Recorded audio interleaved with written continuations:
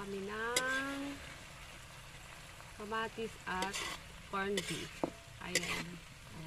Ito yung masarap na ulam. Subukan nyo na po bang ito? Minuto. Ayan. Kamatis, may sibuyas, at corned beef. Ayan. Ito guys. Ayan. Ito masarap po ito. So, try nyo pong iluto ito guys. Yung kamatis, sibuyas, at corned beef. Ito po guys, oh.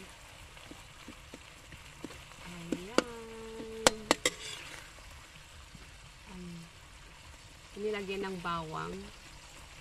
Ayan. Thank you for watching guys. God bless you all.